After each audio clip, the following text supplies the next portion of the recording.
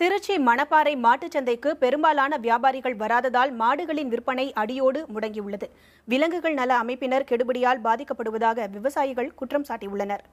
நாட்டுப்புற பாடல்கள் முதல் திரைப்பட பாடல்கள் வரையிலும், கவிதைகள் முதல் முகநூல் வரையிலும் பல தளங்களிலும் மணப்பாறை மாட்டுச்சந்தைக்கு தனி இடம் உண்டு.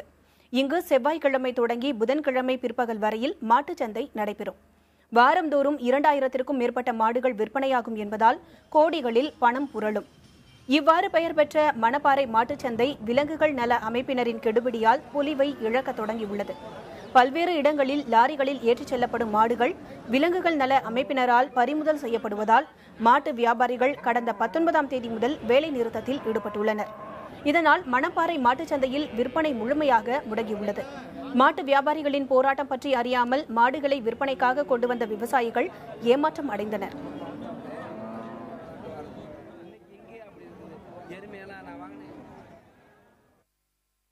மாடு வாங்க வியாபாரி வராதனால நாங்கள் மாடை திருப்பி கொண்டு போகிற சூழ்நிலை எங்களுக்கு ஏற்படுது. இதனால் வண்டி வாடகை நஷ்டமாகுது. ஏற்கனவே விவசாயம் சரியில்லைன்னா பால் மாடு விற்பனைக்கே கொண்டு வந்தோம். இங்கே வியாபாரி யாருமே வரல. இதனால் எங்களுக்கு ரொம்ப கஷ்டமாக இருக்குது. வேன் வாடகை எல்லாமே எங்களுக்கு லாஸ் ஆகுது. இப்போ மாடு சந்தை தொடர்ந்து நாங்கள் எடுத்து நடத்திட்டுருக்கோம்.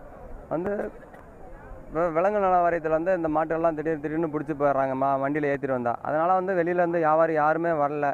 எந்த வியாபாரியும் இல்லை. வாரத்தில் ஒரு 2000 மாடு மணப்பாறை சந்தை வந்துட்டு இருக்குது. அந்த மாடுலாம் இந்த வாரத்தில் ஒரு 100-150 மாடு பால் மாடு தான் வந்துருக்குது. அதனால் விவசாயிகள் ரொம்ப சிரமம் மாடுகள் பிடிக்கிறதுனால வியாபாரம் பண்ண முடியல, ஒன்றும்லாம் அப்படி நிற்குது.